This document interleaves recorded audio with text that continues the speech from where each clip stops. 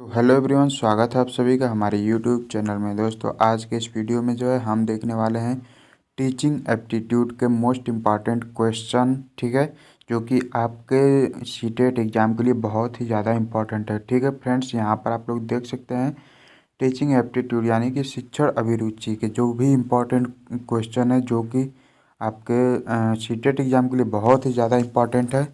तो इन सभी को आज हम लोग जो है हल करेंगे। ठीक है फ्रेंड्स, तो इस वीडियो को देखकर आप लोगों को जो है आपको आपकी तैयारी का जो है अंदाज़ा भी लगा सकते हैं आप लोग कि आपकी तैयारी जो है कितना हुआ है कितना नहीं हुआ है। ठीक है, तो चलिए शुरू करते हैं सबसे पहले क्वेश्चन से। ठीक है, देखिए यहाँ पर जो पहला क्वेश्चन है वो देखिए क्या बोल रहा है। सामाजिक आर्थिक रूप से वंचित पृष्ठभूमि से आने वाले बच्चों को क्लास के माहौल की आवश्यकता होती है। ठीक है, जो ठीक है, उसके आगे देखिए क्या है। ऑप्शन नंबर 1 क्या है। चाइल्ड को उनकी क्षमताओं के आधार पर वर्गीकृत करता है, उन्हें अच्छा व्यवहार सिखाता है। सी है, उनके कार्य सांस्कृतिक यानी कि कल्चरल और भाषाई ज्ञान को महत्व देता है तथा उनका उपयोग करता है।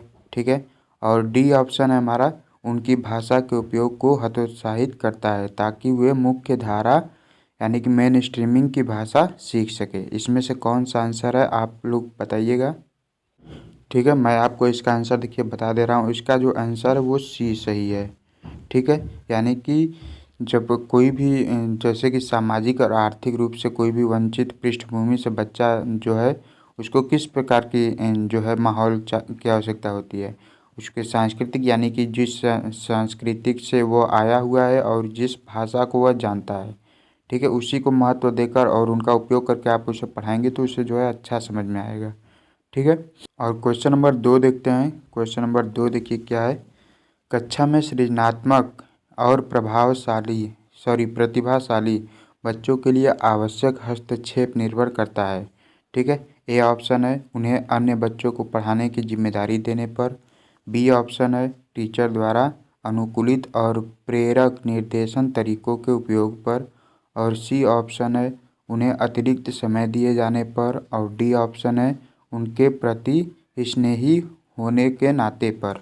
ठीक है, तो इसका कौन सा ऑप्शन सही है। इसका ऑप्शन नंबर बी सही है। ठीक है, यानी कि टीचर द्वारा अनुकूलित और प्रेरक निर्देशन तरीकों के उपयोग पर। ठीक है, और उसके बाद देखिए तीसरा क्वेश्चन है हमारा क्या है। शिक्षण अभियोग्यता का अर्थ है। ठीक है, शिक्षण अभियोग्यता का क्या अर्थ है। ए ऑप्शन है हमारा, शिक्षक बनने की इच्छा। बी ऑप्शन है, शिक्षण कार्य में लगन। सी ऑप्शन है, शिक्षक का कार्य करने हेतु अपेक्षित सभी योग्यताएं। और डी है, इसमें से कोई नहीं। ठीक है, इसका कौन सा ऑप्शन सही है। इसका जो है ऑप्शन नंबर सी सही है। ठीक है, क्या है, शिक्षक का कार्य करने हेतु अपेक्षित सभी योग्यताएं। ठीक है, और क्वेश्चन नंबर 4 देखते हैं। क्वेश्चन नंबर 4 है देखिए, एक शिक्षक को ज्ञान के अलावा अपने विद्यार्थियों को और क्या सिखाना चाहिए। ठीक है, एक शिक्षक को ज्ञान के अलावा अपने विद्यार्थियों को और क्या सिखाना चाहिए। ए ऑप्शन है, लक्ष्य के प्रति अथक प्रयास। और बी ऑप्शन है, विपरीत परिस्थितियों में भी संयम व संतुलन न खोना। और सी ऑप्शन है, समय का सदुपयोग करना। ठीक है, और डी है ये सभी। ठीक है, तो एक शिक्षक को क्या सिखाना चाहिए, ये सभी चीज़ें। ठीक है, तो इसका ऑप्शन नंबर डी सही हो जाएगा, है ना। इसका ऑप्शन नंबर डी सही हो जाएगा। अब क्वेश्चन नंबर 5 देखते हैं। क्वेश्चन नंबर 5 देखिए क्या है। शिक्षा तभी सार्थक होगी जब पाठ्यक्रम केंद्रित हो, छात्र केंद्रित हो, रोजगार केंद्रित हो, समाज केंद्रित हो। ठीक है, शिक्षा कब सार्थक होगी ये आपको जो है बताना है। ठीक है, तो इसका कौन सा ऑप्शन सही है। इसका सही है ऑप्शन नंबर बी। ठीक है, यानी कि जब जो है शिक्षा छात्र केंद्रित हो, यानी कि छात्र केंद्रित का मतलब ये होता है फ्रेंड्स कि जो शिक्षा हो वो छात्र के अनुसार हो। ठीक है, पहले अगर छात्र कमज़ोर है तो पहले उसे सरल चीज़ें पढ़ाना चाहिए, तब कठिन चीज़ें पढ़ाना चाहिए। ठीक है, तो इस प्रकार से यानी कि छात्र के अनुकूल जब शिक्षा होगी तभी वह जो है अच्छे से सीख पाएगा। ठीक है, क्वेश्चन नंबर 6 है, आपके विचार में शिक्षा का उद्देश्य होना चाहिए। ठीक है, शिक्षा का उद्देश्य क्या होना चाहिए। ये आपको बताना है। ए क्या है ऑप्शन में, शिक्षा ग्रहण करने के बाद नौकरी, ठीक है, जो कि सभी लोग चाहते हैं कि शिक्षा ग्रहण करने के बाद नौकरी मिल जाए। छात्रों की मानसिक योग्यता का विकास, ठीक है। और सी क्या है, छात्रों को साक्षर बनाना। और डी है बालकों का सर्वांगीण विकास करना, ठीक है। इसमें से कौन सा ऑप्शन सही है ये आपको बताना है। तो इसका जो है ऑप्शन नंबर डी सही है, बालकों का सर्वांगीण विकास, ठीक है। अगर देखिए, अगर सिर्फ नौकरी पर ही आप लोग जोर देंगे तो नौकरी तो अगर जो अनपढ़ व्यक्ति है वो भी कोई ना कोई प्राइवेट या सरकारी, कुछ प्राइवेट या कहीं पर भी कोई ना कोई काम कर रहा है, यानी कि जो काम कर रहा है वो तो नौकरी कर ही रहा है, ठीक है। और मानसिक योग्यता है ना, यानी कि मानसिक योग्यता के लिए आपने उसे तैयार कर दिया, लेकिन अगर उसे नौकरी नहीं मिली तो भी गड़बड़ है, ठीक है। तो यानी कि उसकी जो है सब तरह से, तन से भी, मन से भी, धन से भी, ठीक है, यानी कि उसका जो शारीरिक विकास है वो भी होना चाहिए, वो उसका जो बौद्धिक विकास है वो भी होना चाहिए, और उसकी जो इकोनॉमिक स्थिति है, यानी कि उसके जो नौकरी पाने की इच्छा है वो भी होना चाहिए, ठीक है। यानी कि हर तरह से उसका विकास करना ही शिक्षा का उद्देश्य होना चाहिए। तो इसका जो है ऑप्शन नंबर डी सही हो जाएगा, बालकों का सर्वांगीण विकास। और क्वेश्चन नंबर 7 देखिए क्या है, पाठ्यक्रम निर्माण में किस बात को मुख्य रूप से ध्यान में रखना चाहिए, ठीक है। यानी कि पाठ्यक्रम जब बनाते समय जो है किन बातों का ध्यान रखना चाहिए ये आपको बताना है। ए ऑप्शन है क्या, शिक्षा के उद्देश्यों को। बी है छात्रों की आवश्यकताओं, रुचियों एवं योग्यताओं को।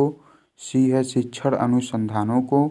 और डी है ए और बी, यानी कि शिक्षा के उद्देश्यों के भी और छात्रों के आवश्यकताओं, रुचियों और योग्यताओं का भी, ठीक है।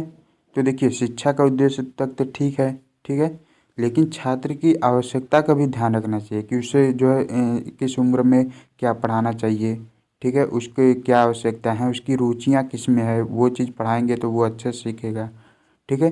तो ये ए और बी दोनों हो जाएगा, और ए और बी किस में है, ऑप्शन नंबर डी में, ठीक है। तो हमारा जो है ऑप्शन नंबर डी सही हो जाएगा।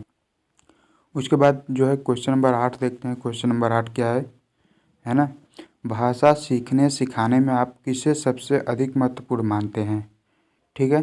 भाषा सीखने और सिखाने में आप किसे सबसे अधिक महत्वपूर्ण मानते हैं। ए ऑप्शन है बाल साहित्य। बी है संज्ञानात्मक विकास। सी है सामाजिक अंतःक्रिया।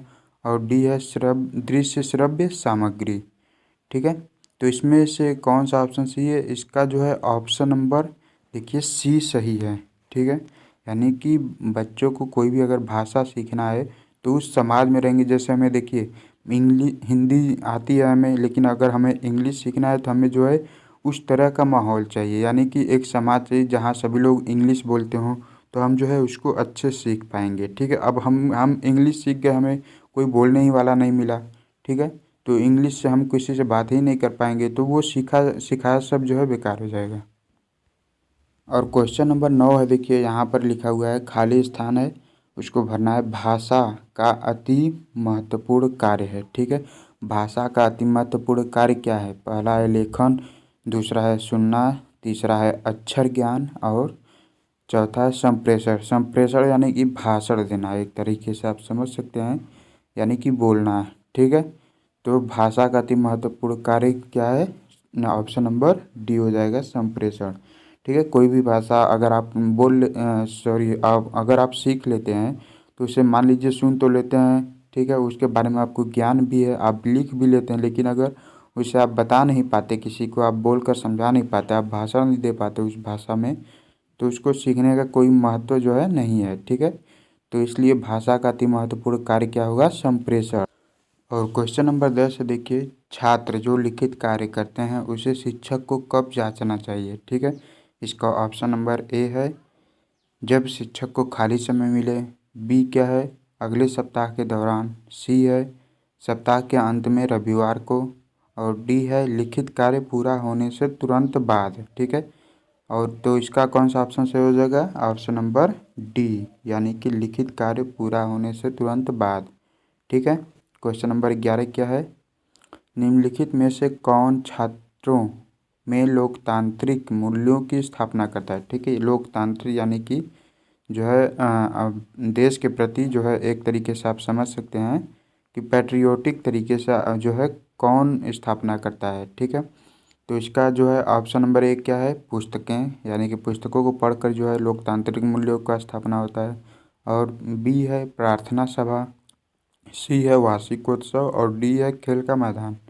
ठीक है, तो इसका जो ऑप्शन सही होगा वो होगा डी, खेल का मैदान। ठीक है, यानी कि खेल के तरीके से आप जो है लोकतांत्रिक मूल्यों की स्थापना कर सकते हैं किसी भी छात्र के अंदर, है ना। क्योंकि देखिए खेल में तो जो है सभी वर्ग के सभी जाति के लोग आते हैं। ठीक है, तो बिना किसी भेदभाव के सिर्फ खेल में ही आप जो है उसके लोकतांत्रिक मूल्यों की स्थापना कर सकते हैं। क्वेश्चन नंबर 12 देखिए क्या है, एक प्रधानाचार्य को होना चाहिए। ठीक है, कैसा होना चाहिए, छात्रों के लिए प्रेरणादायक, अध्यापकों के लिए समानता का भाव रखने वाला, कुशल प्रबंधक और ये सभी। ठीक है, यानी कि ये सभी गुण होना चाहिए या नहीं होना चाहिए। ठीक है, तो इसका जो है ऑप्शन नंबर डी सही हो जाएगा। ये सभी गुण जो है एक एक प्रधानाचार्य में होना चाहिए। क्वेश्चन नंबर जो 13 क्या है, कोई शिक्षिका अपने विद्यार्थियों को अध्ययन करने हेतु आंतरिक रूप से उत्प्रेरित करने के लिए कैसे प्रोत्साहित कर सकती है, यानी कि उसको कैसे मोटिवेट कर सकती है। ठीक है, एक क्या है, प्रतियोगितात्मक परीक्षण से, बी है व्यक्तिगत लक्ष्य निर्धारण करने और उनमें निपुणता पाने में उन्हें मदद देकर, सी क्या है साफ दिखाई पड़ने वाले इनाम देकर जैसे टॉफ़ी, और डी है उनमें चिंता और डर पैदा करके। ठीक है, तो चिंता और डर बच्चे में पैदा करेंगे तो वो तो डर जाएगा, डी तो नहीं होगा। और टॉफ़ी देकर यानी कि उसको जो है लालच नहीं दे सकते। ठीक है, वो लालची हो जाएगा। ठीक है, तो इसका ऑप्शन नंबर कौन सा सही होगा, ऑप्शन नंबर बी, व्यक्तिगत लक्ष्य निर्धारित, यानी कि बच्चों को एक जो है लक्ष्य दे देंगे कि आपको ये चीज़ करना है। ठीक है, और उसमें निपुणता उनमें जो है वो कैसे वो करेंगे उसके बारे में जो है बताकर। अब क्वेश्चन नंबर 14 देख लेते हैं क्या है। क्वेश्चन नंबर 14 है, आपके अनुसार शिक्षण की योजना पद्धति होनी चाहिए। ठीक है, योजना पद्धति कैसी होनी चाहिए, शिक्षण केंद्रित, प्रोजेक्ट केंद्रित, पाठ्यपुस्तक केंद्रित या बालक केंद्रित। ठीक है, तो देखिए जो पाठ्य योजना होना चाहिए, ठीक है, यानी कि शिक्षण की जो योजना होना चाहिए, टीचिंग प्लानिंग जो होनी चाहिए वो बालक केंद्रित होनी चाहिए। ठीक है, यानी कि बच्चों को आप पढ़ा रहे हैं तो बच्चों के मन से ही, मन लायक ही आप पढ़ाओगे तभी जो है वो अच्छे से पढ़ पाएंगे।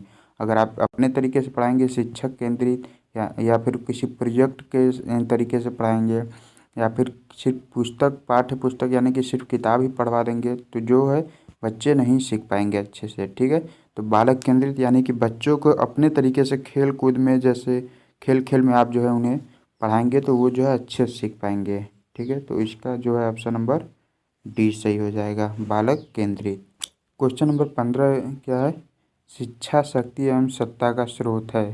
ठीक है, क्या है, ए ऑप्शन है महिलाओं के लिए, बी है पिछड़ों के लिए और सी है बालकों के लिए और डी है ए और बी दोनों के लिए, ए और बी यानी कि महिलाओं और पिछड़ों के लिए। ठीक है, शिक्षा शक्ति एवं सत्ता का स्रोत क्या है। ठीक है, तो इसका कौन सा ऑप्शन सही हो जाएगा, इसका हो जाएगा ऑप्शन नंबर डी, ए और बी दोनों के लिए, यानी कि महिलाओं के लिए भी और पिछड़ों के लिए भी। पिछड़ों में चाहे बालक हो या बालिका सभी आ जाएंगे। ठीक है, तो अगर मान लीजिए ऑप्शन नंबर सी अगर सही बोलते हैं तो जो है सिर्फ बालकों के लिए ही होगा, बालिकाओं को लिए नहीं होगा। ठीक है, तो और अगर बी बोलते हैं तो पिछड़ों के लिए, यानी कि जो आगे हैं, जो पिछड़े हुए नहीं हैं उनके उनके साथ जो है भेदभाव हो जाएगा। और अगर ऑप्शन नंबर ए मानते हैं महिलाओं के लिए तो जो है बालकों के लिए जो है भेदभाव हो जाएगा। ठीक है, तो इसलिए ऑप्शन नंबर डी, ए और बी दोनों के लिए। अब क्वेश्चन नंबर 16 देखिए क्या है, शिक्षक का मूल कार्य है, क्या है, ए है छात्रों को पढ़ाने के लिए प्रेरित करना, बी है छात्रों को उनकी गलतियां बताना, सी है अध्ययन के लिए अनुकूल वातावरण तैयार करना और डी है छात्रों के स्व अध्ययन में सहायता करना। ठीक है, तो इसका कौन सा ऑप्शन सही हो जाएगा, इसका हो जाएगा ऑप्शन नंबर सी। ठीक है, अध्ययन के लिए अनुकूल वातावरण तैयार करना। ठीक है, यानी कि आप कोई किसी भी बच्चे को अगर आप पढ़ा रहे हैं और उसका अध्ययन वो कर रहा है तो उसके लिए एक वातावरण होना चाहिए, यानी कि एक माहौल होना चाहिए कि उसके जो अगल बगल जो छात्र बैठे हैं पढ़ने वाले होने चाहिए, है ना। अगर आप बगल में मान लीजिए खेल कूद करवा रहे हैं बच्चों से और वहाँ पर उसे अध्ययन करने के लिए बोल दीजिए तो वो वहाँ नहीं पढ़ पाएगा, ठीक है। उसका जो माइंड है वो डिस्टर्ब होता रहेगा, ठीक है। तो इसके लिए जो है एक अनुकूल वातावरण तैयार करना चाहिए, ठीक है। तो इसका ऑप्शन नंबर सी हो जाएगा। अगला क्वेश्चन है, देखिए क्या है, भारत में शिक्षित बेरोजगारी का प्रमुख कारण है, ठीक है। शिक्षित यानी कि शिक्षित भी हैं लेकिन फिर भी बेरोजगार हैं, इसका प्रमुख कारण क्या है। ए ऑप्शन है सरकार की रोजगारी के लिए ठोस नीति का न होना, बी क्या है शिक्षा का व्यापक प्रसार, और सी है उद्देश्यहीन शिक्षा, और डी है घटिया स्तर की शिक्षा, ठीक है। तो इसका ऑप्शन नंबर कौन सा सही हो जाएगा, सी, ठीक है। सी देखिए क्यों सही होगा, क्योंकि उद्देश्यहीन शिक्षा, ठीक है।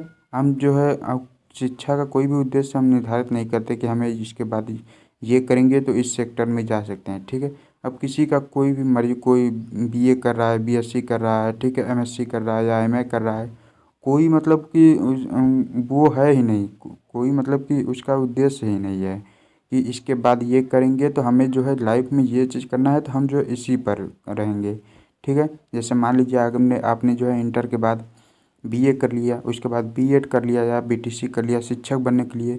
अब अगर आप शिक्षक में आपकी नौकरी जल्दी नहीं लग रही है तो आप जो है आईटीआई कर लिए, किसी फैक्ट्री में जाकर कोई काम करने लगे, ठीक है। यानी कि एक आपका जो है माइंड जो है खुद उद्देश्य को लेकर अपने निर्धारित नहीं है, ठीक है। तो उद्देश्यहीन शिक्षा इसका जो है प्रमुख कारण है भारत में शिक्षित बेरोजगारी के लिए, ठीक है। क्वेश्चन नंबर 18 देखिए क्या है, किस प्रकार का कक्षा नेतृत्व सबसे उत्तम माना गया है।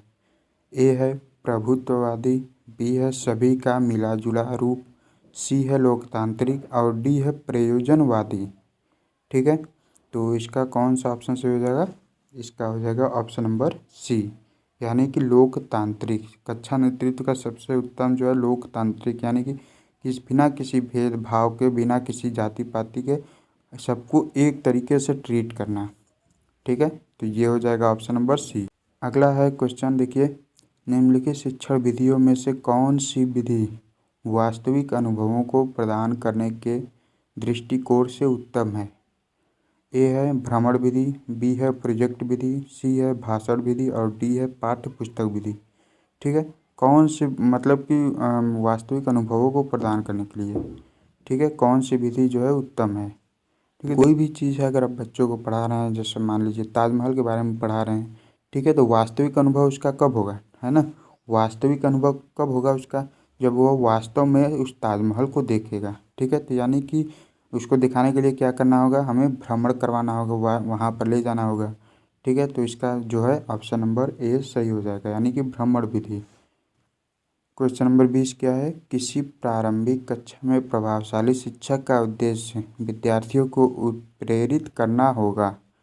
ए क्या है रट कर याद करने के लिए जिससे वे प्रत्यास्मरण करने में अच्छे बने, बी है दंडात्मक उपायों का प्रयोग करके जिससे वे शिक्षक का सम्मान करें, और सी है ऐसे काम करने के लिए जिससे परीक्षा के अंत में वे अच्छे अंक पा सकें, और डी है सीखने के लिए जिससे वे जिज्ञासु बने और सीखने के लिए ही सिखाना पसंद करें, ठीक है। तो किसी भी प्रभावशाली शिक्षक का उद्देश्य क्या होना चाहिए, सीखने के लिए, ठीक है। यानी कि अगर आप कोई भी चीज़ सीखना चाहते हैं तो उसको सिखाने के लिए भी आप जो है उत्प्रेरित हों। अगर आप दूसरों को वो चीज़ सिखाएंगे तो आप जो है खुद भी सीखेंगे अच्छे से और खुद भी सिखा पाएंगे, ठीक है। अगर रट कर मान लीजिए ऑप्शन नंबर ए, अगर रट कर जो है उसको याद करवाते हैं, ठीक है, तो वो तो भूल जाएगा, ये तो गलत है। और दंडात्मक तरीके से यानी कि उसको मार मार कर आप अगर जो है पढ़ाते हैं तो ये भी गलत है। और सी क्या है अच्छे ऐसे काम करने के लिए जिससे परीक्षा के अंत में भी अच्छे अंक प्राप्त कर सके। सिर्फ परीक्षा की दृष्टि से आप जो है पढ़ते हैं तो आपको ज्ञान नहीं होगा, सिर्फ परीक्षा में अच्छे अंक ला सकते हैं लेकिन आपको उसका नॉलेज नहीं होगा, ठीक है। तो इसका जो है ऑप्शन नंबर डी सही हो जाएगा, ठीक है। तो फ्रेंड्स ये थी जो है टीचिंग एप्टीट्यूड के मोस्ट इम्पॉर्टेंट क्वेश्चन जो कि आपके सीटेट एग्ज़ाम के लिए बहुत ही ज़्यादा इम्पॉर्टेंट है। और इस ऑब्वियस सी बात है कि अगर सीटेट के लिए इम्पॉर्टेंट है तो यूपी टेट के लिए भी ये जो है बहुत ही ज़्यादा इम्पॉर्टेंट है, ठीक है। तो आई होप कि आपको ये वीडियो पसंद आया होगा। और फ्रेंड्स अगर ये वीडियो पसंद आए तो कृपया वीडियो को लाइक कीजिएगा, अपने फ्रेंड के साथ शेयर कीजिएगा, और अगर चैनल पर पहली बार आए हैं तो चैनल को सब्सक्राइब जरूर कर लीजिएगा और बेल आइकन को प्रेस कर लीजिएगा ऐसे ही नॉलेजेबल वीडियो पाने के लिए।